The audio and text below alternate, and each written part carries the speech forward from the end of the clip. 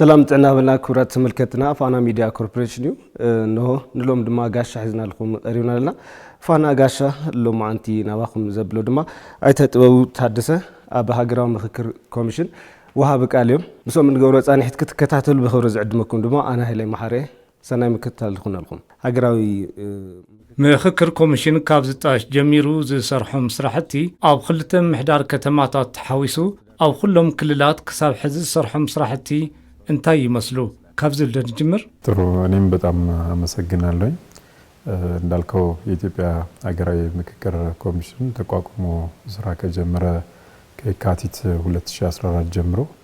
بتعم يمسجن كم زول خايو كوميشن هاجراو مخكر إثيوبيا سرح كابز جمر 2011 عام تمرد جميرو بتعم بزحت سرحت تسريحي زم سرحت زيوم بوانا الناس تسرحو بتعواج توهابو لملكته ويدما علاماتات ابشتو نمصحيم بمنصر زي تسرحو سرحتي بزحت كوا تخونو منالبات توم قندي 4 حمشت نجارات متقاس زكالي مسلني اتحدا كم هاجر اتهاجراو مخكر زي شاراوي قلصن خوينو زمرح زت تحابر تكال يدل سلازنوره از تكال كاب زخونه تلعلو بزتفلالي منغدي ناي مفصام عقمو بمهنات از هاجراو مخكر مكياد زخل تكال مفتار زي تخال الخونتات حدا استسرح سرحن زي ترخبه وصيتنيم اتخالاي غداي از خيد مخكر كله زساتفه حقفاي مهان كم زلو قدم همز تقسخايو متاش اواج بقص استقمط ጉዳይ ከውን ስለዘለው ጥራሕ ዘይኾነስ ኣብ ዝኾነ ይኹን ዓለም ለኸ ከይድ ምኽክር እንትካየድ ኣሳታፊ ሓቋፊ ክኸውን ይግባእ ክሰፍሕ ወይ ክጸብብ ምኽኣሉ ከም ዘለዎ ኮይኑ ማለት እዩ ስለዚ ካብ ዝተላዕልና ኣብ ዝኸይድ ምኽክር ኢትዮጵያ እንትካየድ ክሳተፉ ዝግበኦም ኣካላት እንመንዮም እዚኦም ሃመይሎም ተፈልዮም ክካተቱ ዝግበኦም ዝብል ሕቶ ምላሽ ንምሃብ ድማ ሰፊሕ ስራሕ ተሰሪሑ እዩ ስለዚ ካብ ዝመንጽር ዓርሱ ዝኸኣለ ተሳታፊ ናይ ምፍላይ ስራሕ ብምስራሕ ካብ ክልል ትግራይ ወጻይ ኣብ ኩሎም ክልላት ምምሕዳር ከተማታቲ ማለት አዲስ አበባ ድሬዳዋ ሓዊሱ همون ኣብ ፌደራል ዲያስፖራን ሓዊሱ ኣብ ኸይድ ምኽክር ሳተፉ ተሳተፍቲ ናይ ምፍላይ ስራሕቲ ብዙሕ ጻዕሪ ተካይዱ ኣብ ዝኸይድ ኩሎም ወገናት ኣብ ከይድ ንክሳተፉ ፍቃደኛ ዝኾኑ ድሌት ለለዎም ኩሎም ወገናት ክሳተፉ ንምግባር ሰፊሕ ጻዕሪ ብምግባር በዚ ድማ ዕውት ስራሕ ተሰሪሑ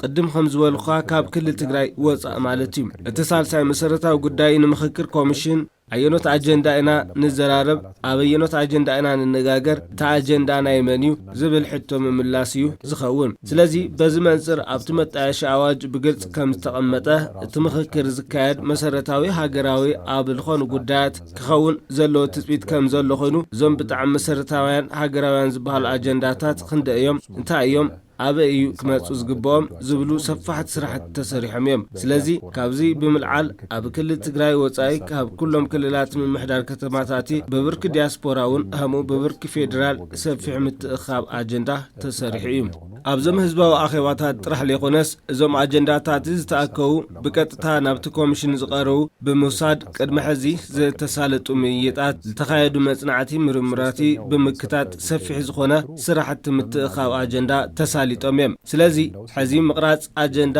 ዝቐርብ እኳ ተኾነ ናይ ክልል ትግራይ እናተጸበና ስለ ዝኾነ ካብ ዝወጻእ ግን ብሰፊሕ ምትእኻብ አጀንዳ ምስራሕ ዝተኻኣለሉ ኩነታት ንምፍጣር ጻዕሪ ተገይሩ እዩ ካልኣይ ሃምዓዊ ስራሕ ዝቁጸር እዚ ኸይዲ ዕውት ንክኾን በዓል ዋና ህዝቢ እሞ ካልእ ግን መዳርግቲ ኣካላት ክኾን ይግባእ ማለት እዚ ፕሮጀክት ኢትዮጵያ እዩ ኩሎም ኢትዮጵያውያን በዓል ዋና ኮኑ ስለዝግባእ ኣብ ኩሉ ኸይዲ እዞም ሰብ ዋና ኣካላት ክሳተፉ ኣብቲ ጉዳይ ግቡእ ግንዛቤ ክህልዎም ሰፊሕ ጻዕሪ ተገይሩ ከም እንፈልጦ እዞም ኣፈላላይ ሓሳባት ኣፈላላያት ሕዚ ዝተፈጠሩ ይኾኑ ቅድም ክብል ነበሩ እዮም እርግጥ እዩ ሕዚ እውን ልወስኽናዮም ነገራት ኣለዉ ናጋውን ዝቕጽሉ ነገራት ክህልው እዮም እቲ ኣፈላላይ እንታይ እዩ እዞም ኣፈላላይ ሓሳባት ህመኢና ንፈትሖም ኣብ ዝብል እንትንመጽእ ግን ብብዙሓት ኣብ ታሪኽና ከም ነስተውዕሎ ኣብ እዋናውነት ንሪኦም ኣማራጽ ሓይሊ ንፍልሊ ከም መፍትሒ ጌርካ ምውሳድ እዩ ክሳብ ሕዚ ዝተገበረ ጻዕሪ እዚ ድማ ንሓዲኡ ተዓዋቲ ንሓዲኡ ተስዓሪ ገይሩ ዝሓልፍ እምበር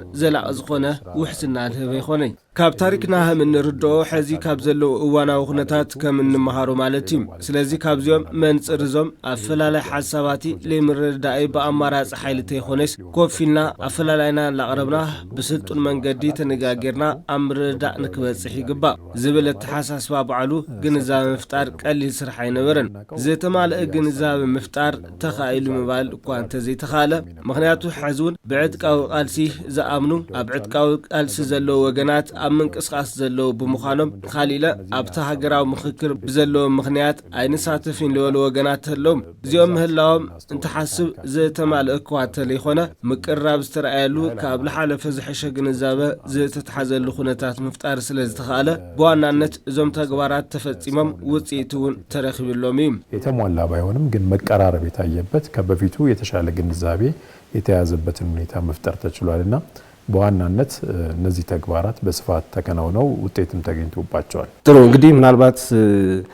እነዚህ ስራዎች የተሰሩት ከትግራይ ውጪ እዞም ስራሕቲ ዝተሰርሑ ካብ ትግራይ ወፃኢ እዮም ኢሎም ንእዮም እሞ ኣብ ትግራይ ምስራሕ ዘይተኽኣለሉ ብፍላይ ምስ ክፋል ሰሜናዊ ሃገርና ዝነበረ ኩናት ብውዕሊ ፕሪቶሪያ ብፍላይ ኣብ ትግራይ ውዕሊ ፕሪቶሪያ ድሕሪ ምፍራሙ ቀልጢፍካ ናብዚ ምእታው ዘይተኽኣለሉ ምክንያት ኣሎ ዶ? እንታይ እዩ ዕንቂፉ? ሁኔታ አለ ወይስ ምንድነው እንቅፋቱ? የትግራይ ክልል ሁኔታን በተመለከተ ያው ክልሉ ከሌሎች ክልሎች አኳያ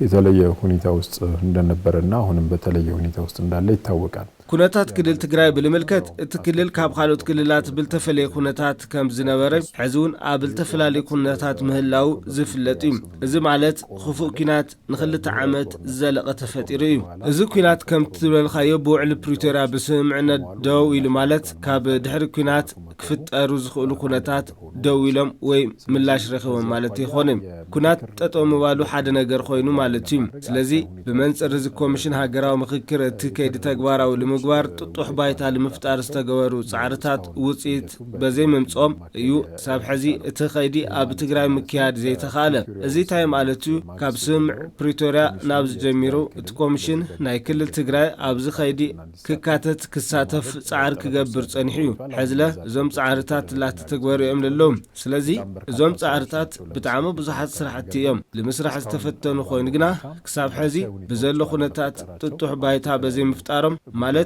ዝተፈላልዩ ጉዳያት ስለዘለው ብቁጥሪ ክሳብ 100 ዝተኻተቱ ፖለቲካዊ ማሕበራዊ ኢኮኖሚያዊ ዘይምርግጋዕ ሓውሱ ብቁጥሪ ክሳብ ሕዚ 100 ዝተኸሰቱ ፖለቲካዊ ማሕበራዊ ኢኮኖሚያዊ ዘይምርግጋዕ ሓውሱ ሓፈሻዊ ኩነታት ትክልል ሃገራዊ ምክክር ንምክያድ ጥጡሕ ባይታ ይፈጠረ እዚ ማለት ታይ ማለት እዩ እዚ ምክክር ለኩሉ ሓቃፋይ አሳታፋይ ምዃን ኣሎ ትበሃል ኣብ ትክልል ዘለው ዝተፈላልዩ ክፋላት ሕብረተሰብ ኣብ ትክልል ዘለው ዘንቀሳቀሱ ፓርቲታት ፖለቲካ ትካላት ሲቪል ማሕበራቲ ከምኡውን ጽዕንቶ ፈጠርቲ ኣብ ትክልል ዘለው ብዝተፈላልዩ ትካላት ማሕበረሰባት ዝሓውሱ ይኸውን ብመሰረተ አሰራርሓ እቲ ኮሚሽን ማለት እዩ ስለዚ እዞም ወገናት ዘካተተ ኸይዲ ምክክር ንምክያድ ፈለማ ተሳተፉ አካላት ክፍለየሎም ክውከሉ ይግባእ ስለዚ እዞም ተሳተፍቲ ንክውከሉ ከይድን ምቅጻል ዘኽእል ምቹ ኩነታት ኣይተፈጥረን ቀጺሉ እዞም ተሳተፍቲ ብምስታፍ ምትእኻብ አጀንዳ እዩ ትጽቢት ዝግበረሉ እዚ ኮሚሽን እዚ ንምትግባር ክሳብ ሕዚ ብዘሎ ኩነታት ምቹ ባይታ በዘይ ምፍጣሩ እቲ ኮሚሽን ከይድ ዝተጓተተም ሂደቱ የተጓተተው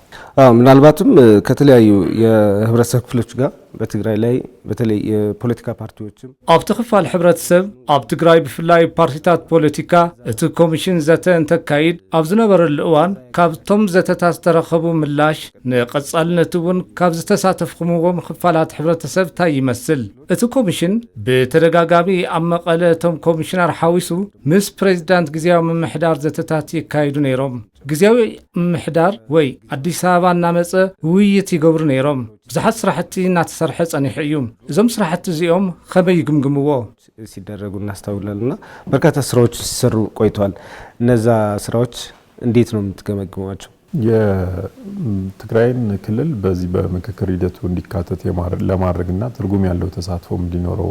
ለማስቻል የተደረጉ ጥረቶችን ክልል ትግራይ ኣብዚ ኸይዲ ምክክር ተሳታፊ ንምግባር ትርጉም ዘለዎ ተሳትፎ ልክህልዎ ዘኽእል ዝተኻየዱ ጻዕርታት ኣብ ክልተ መቒልኻ ምርኣይ ከኣል ይኸውን ይመስለኒ። እቲ ሓደ ኣብ 2017 ዓመተ ምህረት መወዳእታ ቅድም ኢሉ ዘሎ ግዜታት ኩነታት ብምልከት ብዙሕ ክፉት ኣይነበረን። ንምዝርራብ ንምቅርራብ ንምዝታይ ምቹው ኩነታት ኣይተፈጠሪ ነይሮም። ከም ዝበልክዎ ኣብ ጽባሕ ስምምዕ ፕሪቶርያ ካብ ዘሎ ግዜ እንድሓር ኮሚሽነራት ናብቲ ክልል ኸይዶም ኣብቲ እዋን ምስ ዝነበሩ ኣመራርሓ ግዚያዊ ምምሕዳር ውስን ርክብ ብምጅማር ካብቶም ፕሬዚደንት ብዝዘለለ ዘተምክያድ ኣይተኸኣለን። ብፍላይ ካብ መወዳእታ 2017 ዓመተ ምህረት ጀሚሩ ግና ልሐሸ ርክብ ምፍጣሪ ልሐሸ ዘተምክያዲ ዝተኸኣለሉ ግዜ እዩ ነይሩ። እዚ እዩ እቲ ዝሓሸ ዝነበረ። ካብዚ ብምልዓል ከም ዝበልካዮ ኣብ መቐለ ብምርካብ ብተደጋጋሚ ግዜ ማለት እዩ ምስ ዝምልከቶም መዳርክቲ ኣካላት ዝተፈላለዩ ዘተምክያድ ተኻኢሉ እዩ። ዝምልከቶም መዳርክቲ ኣካላት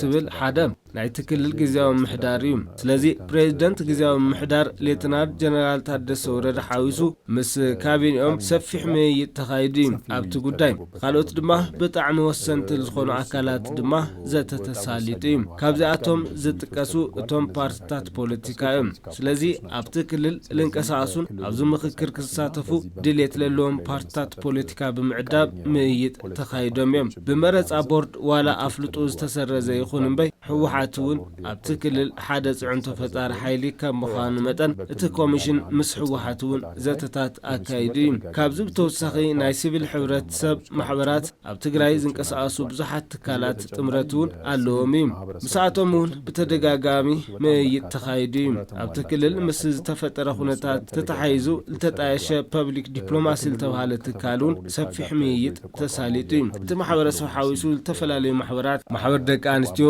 ማሕበር መናእሰይ ማሕበር ጉዳኣት ኣካሊ ዝመሳሰሉ ሓዊሱ ብምርኻብ ዘተተሳሊጦም እዮም። ኣብዚኦም ተሳለጡ ዘተታት ብኣቶም ወገን ዝቐረቡ ጉዳያት ነይሮም። እቲ ምክክር ንምክያድ እዚኦም ብቐዳምነት ይማልኡ ዝበልዎም ከም ዘለዉ ኮይኖም ኮይኑ ግና ኣብቲ ሓፈሻዊ ምክክር ኣድላይነቱ ኣብ ምርዳእ ተበፅሐሎም ኩነታት ተፈጢሮም እዮም። ስለዚ ካብ ግዜ ናብ ግዜ እናተመሓየሹ ዝመፁ ነገራት ኣለዉ። ምክንያቱ ኣብ ካልኦት ክልላት ምክክር እንትካየድ ትግራይ ወይ ኣብ ኩናት ነይራ ወይ ኣብ ጽባሕ ኩናት ዝተፈጠሩ ቅልውላዋት ንምስትኽኻል ጻዕሪ ዝገበረትሉ ኩነታት ስለ ዝነበረ እቲ ሕብረተሰብ እውን እቲ ግዚያዊ ምምሕዳር ሓዊሱ መዳርክቲ ኣካላት ኣብቲ ምክክር ዘለዎም ግንዛበ ሓበራዊ ምርዳእ ክፍተት ዝነበረ እዩ ነይሩ። ሕዚ ግን ብውሕድ ተቐራሪብካ ብምምኽኻር እዞም ክፍተታት ንምምላእን ብሓባር ብምዃን ድማ ጥጡሕ ባይታ ብምፍጣርን ናይቲ ኮሚሽን ብፅሒት ጥራሕ እንተይኮነስ ወይ ድማ ብፅሒት ኣብ ትግራይ ዘለዉ ኣካላት ጥራሕ ኣይኮነን ፌደራል መንግስቲ ሓዊሱ ዝተፈላለዩ ኣካላት እጃም ክህልዎም ከም ዝግባእ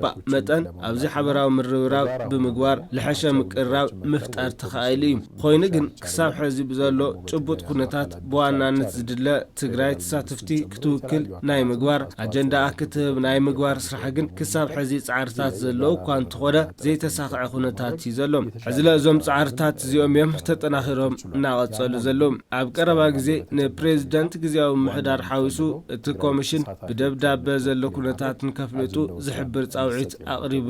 እዞም ዘተታት እናቐጸሉ እዮም ዘለዎም። ብዝኾነ ካብ ትግራይ ወፃኢ እውን ኣብ ኣዲስ ኣበባ ዝርከቡ ተወለድቲ ትግራይ ከምኡውን ዝተፈላለዩ ፓርቲታት ፖለቲካይ ካልኦት ኣካላት ብምውሳኽ ተቐራሪብካ ንምዝርራብ እቲ ኮሚሽን ጻዕሪ ገይሩ እዩ። ካብዚኦም ዝተረኸቡ እታወታት ብዙሓት እዮም። እዞም እታወታት ብምጥቃም ተሳተፍቲ ንምፍላይ ኣጀንዳ ንምትእኻቢ ጻዕሪ እናገበረ እዩ ዘሎ። ጥጡሕ ባይታ ኣብ ዝተፈጠረሉ ግዜ ግን እቲ ኮሚሽን ስርሑ ንምስራሕ ሙሉእ ምድላዋት ወጊኑ እናተጸበየ እዩ ዘሎ። አስቻይ ሁኔታዎች በተፈጠሩ ቅጽበት ግን ኮሚሽኑ ስራውን ለመስራት ሙሉ ዝግጅቱን አጠናቆ እየተጠባበቀ ነው ያለው። በዛ በኩል ያለውን ይሁንታ ማለት ነው። ጽቡቅ ኣብቲ ኸይዲ ዝተገነዩ ብርክት ዝበሉ ጽቡቃት ልምድታት ኣለዉ። እቲ ሓደ እቲ ሕብረተሰብ ካልኦት መዳርክቲ ኣካላቲ እዚ ብርክት ዝበሉ ዘመናት ሓቢሩና ዝጸንሐ ጸገማት ልክፍታሕ ለለዎም ዓብዪ ቆራጽነት እቲ ዓብዪ ነገር እዩ። እቲ ካልኣይ ኣብዚ ኸይዲ ዝረአ ጽቡቕ ነገር ልምምድ ዲሞክራሲ እዩ። ዲሞክራሲ ክንብል ተለና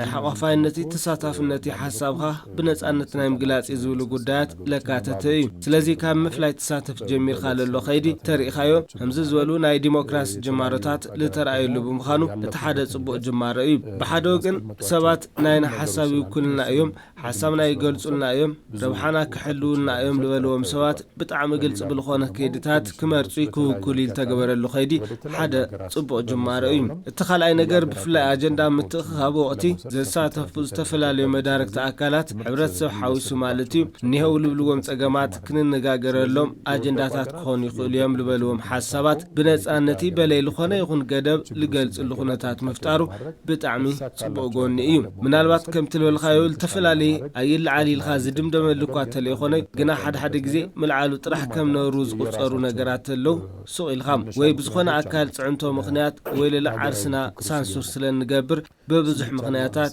ከምኡ ዝበሉ ጉዳያት መጽኦም እዮም ብወገንና ለለና እምነት ኣብ ትሕቲ ሰማይ ኢትዮጵያ ለለዉ ብጣዕሚ ብርክት ዝበሉ ጸገማት ሕብረተሰብ ካልኦት መዳርክቲ ኣካላት ብነጻነት ለልዕልሎም ኩነታት ኣለዉ እሞ ትጽቢት ዘይግበረሎም ወይ ኦድ ዝኾኑ ነገራት እኳ እንተለይኾኑ ኮይኑ ግና ከምዚኦም ዝበሉ ሓሳባት ምልዓል ይከኣል ድዩ ከምዚኦም ዝበሉ ሓሳባት ምሕታት ለካ ይከኣል እዩ ለብሉ ሓሳባት ብስፍሓት ልተልዓለሉ ኩነታት ምፍጣር ተኻኢሉ እዩ ስለዚ እዚ ብዓርሱ ሓደ ዓብዪ ዝላእ እዩ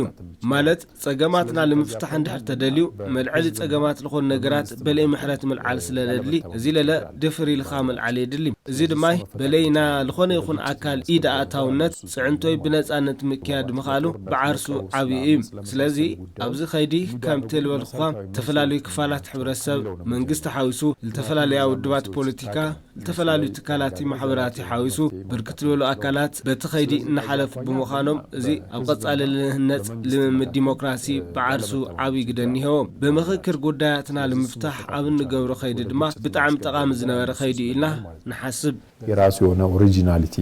ያለው ሂደት ነው ለማለት ነው። ጥሩ ምናልባት እነዚህ ነገሮች ለማሳካት ሀገራዊ ምክክር ኮሚሽኑ በክልሎች ላይ በዲያስፖራም እዞም ሒዝዎም ዝተልዓለ ሓሳባት ልምስኻዕ እቲ ኮሚሽን ኣብ ክልላት ኣብ ማሕበረሰብ ዲያስፖራ እውን ኢሉለ ብብርኪ ፌደራል ኣጀንዳ ምእካቢ ተሳተፍቲ ኣብ ምፍላይ ስራሕቲ ሰሪሑ እዩ እሞ እንታይ ዓይነት ጽቡቓት ልምድታት ኣግንዮም ምባል ይከኣል በተሳታፊዎችም ምናልባትም የሀገር ጉዳይም ስለሆነ የማይጠበቁ ጥያቄዎችም አጀንዳ ሆኖ የመጡበት ነገር አለ ማለት ይቻላል። ጥሩ በሂደቱ እንግዲህ የተገኙ በጣም ብዙ በጎ ነገሮች አሉ። አንደኛው በጎ ነገር ህብረተሰቡ እና ሌሎች ባለድርሻ አካላት ይሄ ችግር ለብዙ ጊዜ አብሮ የቆየው ችግር እቲ ኮሚሽን ብጣዕሚ ቆራጽ ለይ ምዃኑ እውን ይኽእል ሕዚ ከም ሃገር ከም ሕድሕድና ስድራለ ኣብ በብጠረጴዛና ዘሎ ብሕታዊ ኣማራጺ ተነጋጊርካ ጉዳይካ ብምኽክር ምርዳእ ምፍጣር ልብል ጥራሕ እዩ ካብዚ ወጻኢ ካሊእ ኣማራጺ ኣሎ ኣብ በብጠረጴዛና ግና ኣየዋጸናይ ብዙሕ ተመኪሩ ቅድሚ ሕዝለም ኮይኑ ግና ከም ተቀድም ኢለ ልገለጽዎ ሓዲኡ ሰዓሪ እቲ ሓዲኡ ድማ ተስዓሪ ገይሩ ይሓልፍ እቲ ሕዚ ልሰዓረ ናጋለለ ለይ ምስዓሩ ምንም ውሕስና የብሉ ስለዚ ካብዚ መወዳእታ ለይብሉ ዕንክሊል ለተወና ክንወጽእ ስለለለና ከም ሃገር ካብዚ ልመውጻእ ደሞ እቲ ሕዚ ለዋጽ እንኳ ኣማራጺ ኣብ ከይዲ ለሎ ከይዲ ሃገራዊ ምኽክር እዩ ስለዚ ብመንጽር እዚ ኣብ ምዕዋት እቲ ኮሚሽን ብኣዋጅ ተግባራዊ ሓላፍነት ኮይኑ ስለልተዋሃቦ ጥራሕ ለይኾነስ ሓቀል ንምንጋር ኣብዚ ለሎ ኮሚሽነራቲ ኣብ ዙርያ እቲ ኮሚሽን ለሎ ኣካላቲ እስካዕ ሕዚ ብቁኑዕ ልቦና ዝተፈላለዩ ግደታት ልዋጹ ለሎ ወገናት ኩሎም ብልዑል ተስፋ ልጽበይዎ ነገር እዩ ስለዚ ብመንጽር እዚ ናብ ጫፍ ኣብጽሕካ ከም ሃገር ክንሻገሮ ልግበአና ተሻጊርና ለዚ ለለናዮም 21 ክፍለ ዘመን ልምጥን ሃገር ክህልወና ለይምና ኣካል የለይ ስለዚ ብመንጽር እዚ እቲ ኮሚሽን ብጣዕሚ ብቆራጽነቲ ንኸደለሎ ጉዳይ ክሳብ ሕዚ ቅድም ኢለል ነገርካ ስራሕትን ትስርሑ ብርክት ዝበሉ ጸገማት ኣለዉ ዕንቅፋታት ተስፋ ልቕርጹ ብርክት ዝበሉ ጉዳያት የጋጥሙ ግና እዚኦም ኩሎም ብምሕላፍ ሕዚ ልበጻሕናሉ ደረጃ ክንበጽሕ ለኽእለና ናይቲ ኮሚሽን ቆራጽነት ስለለሎ እሞ እቲ ኮሚሽን ኩሉ ሓቃፊ ብልኾነ ካይዳ ብጣዕሚ መሰረታዊ ሃገራዊ ኣብ ዝኾነ አጀንዳታት ምኽክር ብምስላጥ ሃገርና ናብ ልሐሸ ደረጃ ክትሻገር ብጣዕሚ ቆራጽ ኮይኑ ልሰርሕ ትካል እዩ ሃገራችን ወደ ተሻለ ደረጃ እንድትሻገር በጣም ቁርጠኛ ሆኖ የሚሰራ ተቋም ነው። መልካም ምናልባት በትግራይ ከተሰሩ ስራዎች እየሰሩን ከመጡ ጉዳዮች ጽቡቅ ምናልባሽ ኣብ ትግራይ ኣብ ልስርሑ ስራሕቲ እቲ ኮሚሽን ካብ ምንታይ ትጽቢት ይግበር ቀጸልቲ ስራሕቲ እቲ ኮሚሽን ኣብ ክልልኸ እንታይ እዮም የኮሚሽኑ ቀጣይ ስራዎችስ ምን ናቸው? ጥሩ የኮሚሽኑ ቀጣይ ስራዎችን በማየት ህዝብ ውስጥ እንግዲህ እያንዳንዱ ወይም ደግሞ የተለያዩ ወገኖች የሚኖራቸውን አስተዋጽኦ ማየቱ ጠቃሚ ይመስለኛልና ጽቡቅ ቀጸልቲ ስራሕቲ እቲ ኮሚሽን ብምርኣይ ካብ መን መዳርግቲ ኣካል ታይ ትፅቢት ይግበር ልብል ምርኣይ ጠቃሚ ይመስለኒ እቲ ሓደ ቀሪው ተባሂሉ ጠመተ ተገይሩሉ ዝስራሕ ስራሕ ብጣዕሚ ወሳኒ ክልል ትግራይ ላብዚ መስርሕ ምእታይ ልብል እዩ ስለዚ ብመንፅር እዚ ኣብ ክልል ትግራይ ልግነዩ ዝተፈላለዩ ክፋላት ሕብረተሰብ ልምልከቶም መዳርግቲ ኣካላት ይኹሎም ካብ ዝወፃለሉ ኣማራፅታት ኩናት ጎንፂ ልመሳሰሉ እዮም ዝኾኑ እሞ እዞም ኣማራፅታት እዚኣቶም ድማ ኣብ ሕሉፍ ጥራሕ ለይኮነስ ኣብ ቀረባ እውን ተሞኪሮም ብጣዕሚ ብዙሓት ጉዳት ለብፅሑ ምዃኖም ብምርዳእ ኢሉለ ዘላቂ መፍትሒ ከም ለየምፅኡ ብምርዳእ ኣብ ከይዲ እቲ ሃገራዊ ምክክር ክልል ትግራይ እውን ልክዕ ከምተን ካልኦት ክልላት ተኻተትሉ ትርጉም ዘለዎ ተሳትፎ ገይራ ፀገማት ክልል ትግራይ ለልፍትሕሉ ብኦቢሉ ፀገማት ኢትዮጵያ ክፍትሑ ዝኽእልሉ ኩነታት ልምምችቻይ ኩሎም ሰብ ብፅሒት ኣካላት ትፅቢት ዝግበረሎም ፃዕርታት ክገብሩ ይግባእ ልብል እዩ እቲ ካልኣይ ጠመተ ተዋሂብዎ ዝስራሕ ስራሕቲ ኣብ ዕጥቃዊ ቃልሲ ስለለው ላብዚ ኸይዲ ምምፃእ እዩ እሳቶም ብተወከልቶም ክሳተፉ ኣጀንዳታቶም ከቕርቡ ልግባእ እዩ ጥራሕቲ ይኾነስ ካልኦት ለከሳትፉ ይግባእ አንጻራዊ ዝኾነ ሰላም ኣብ ምፍጣር ናይ ዓርሱ ዝኾነ ረብሓ ዘለዎ ስለዝኾነ እዩ እቲ ኮሚሽን ኣብዚ ጠመተ ሂቡ ስለዝሰርሕ ኣብ ዕጥቂ ቃል ስለለው ወገናት ሓዊሱ ኣብቲ ዙርያ ዘለዎ ካልኦት መዳርግቲ ኣካላት እዞም ወገናት ላብ ምክክር ኣብ ልመፅሉ ኸይዲ ብሓባር ምስራሕ ምርብራብ ዝሓትት እዩ እቲ ካልእ ቀጻሊ ስራሕ ዝኾን ክልል ትግራይ ኣብ እቲ ኸይዲ ኣጀንዳ ምትእኻብ ድሕሪ መስርሑ ኣጀንዳ ናይ ምቕራጽ ስራሕቲ እቲ ኮሚሽን ጠመተ ሂቡ ዝሰርሖ ስራሕ እዩ ካብቶም ተኣኻኸቡ ኣጀንዳታት መሰረታዊ ሃገራዊ ዝኾኑ ኣጀንዳታት ቀዳምነት ተባሂቦም ምክክር ዝግበረሎም ስራሕቲ ወይለም ኣጀንዳ ዕላዊ ናይ ምግባር ስራሕቲ እዩ ስለዚ በዚ ኣቢሉ ድሕሪ ምእካቦም ግንዛቤ ክፍጠረሎም ድሕሪ ምግባር ዝተፈላለዩ ትካላት ማሕበራት ውልቀ ሰባት ዝሓዊሱ ግድኦም ክዕርፍሉ ዝግባእ ጉዳይ ኢና ንኣምን ካብ ዝቐፂሉ ዝመፅእ ዝቐሪ ስራሕ እቲ ሃገራዊ ጉባኤ ምፅዋዕ እዩ እዚ ማለት ካብ መንጎ ዓበይቲ ስራሕቲ እቲ ኮሚሽን እሞ ቅድም ኢሎም ኣብ ተቐረፁ ኣጀንዳታት ምክክር ተገይሩ ኣብ ምርድዳእ ክብፅሒ ተረዳድኣናሎም ናብ ተግባር ኣትዮም ተፈፀምቲ ክኾኑሉ ብጣዕሚ ወሳኒ ምዕራፍ እዩ ስለዚ ብመንፅር እዚ እቲ ኮሚሽን እቲ ጉባኤ ክሳለጥ ቅድመ ምድላው ላገበረ እዩ ብጥቕልሉ ካብ ምክክር ጉባኤ ጀሚሩ ክሳብ ፍጻሚኡ ብሓፈሻ ክሳብ ሕዚ ላተኻየደ ዘሎ ክያዶ ግደይ ብሓላፍነት ሃገር ብምፍታዊ ብምኽባሪ ስምዒት ዛጊድ ላትሰርሐ ብጥቕልሉ ካብ ምክክር ጉባኤ ጀሚሩ ክሳብ ፍጻሚኡ ብሓፈሻ ክሳብ ሕዚ ላተኻየደ ዘሎ ክያዶ ብሓላፍነት ሃገር ብምፍታዊ ብምኽባሪ ስምዒት ዛጊድ ላትሰርሐሉ መፅኡ ስራሕቲ ኣበርክቶይ ብቐጻልነት ክሻብ እዞም ተግባራት ብልዑል ወነት ተጠናኺሮም ክቕፅሉ ይግባእ ልብል መልእኽቲ እዩ ለለና በማክበርም ስሜት ሲከናወኑ የነበሩ ድጋፎችና አስተዋጽኦዎች በቀጣይም በእነዚህ ቀሪ ስራዎች ላይ ተጠናክረው መቀጠል አለባቸው የሚል መልእክት ነው ያለን። መልካም በትግራይ ላይ ኣብ ትግራይ በኻሊእ ብልተፈለየ መንገዲ ወይለለ ትልሚ ተኸቲሉ ክስርሐሉ ልኽእል ሓሳብ እኒሄው ወደቱ ኮሚሽን ያ እንግዲህ ምንድነው የመጀመሪያው ፕላን ኤ የምትለውን መንገድ አሟጦ መጠቀምን ይጠይቃል። ይህንን እስከ መጨረሻው ድረስ መቀጠሉ በጣም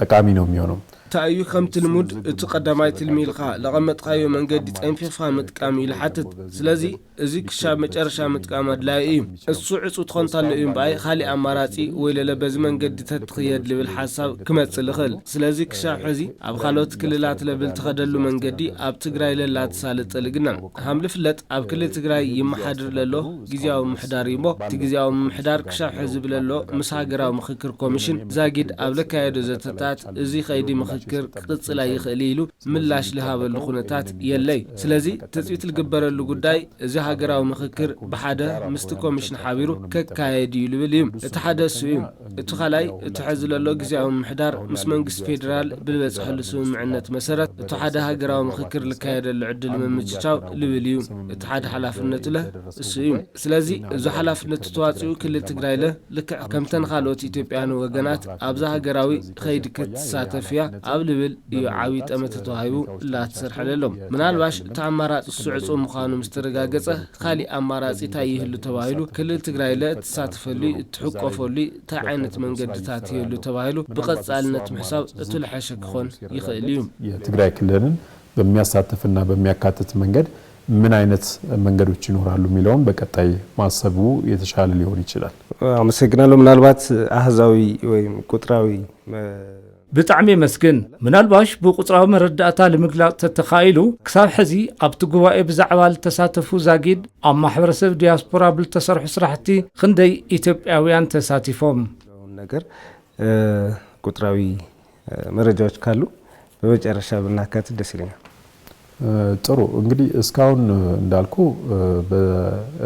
ከትግራይ ክልል ውጪ በሁሉም ክልሎችና ሁለቱ ከተማ አስተዳደሮች በፌደራል ደረጃ እንደገና ደግሞ በዲያስፖራው ደረጃ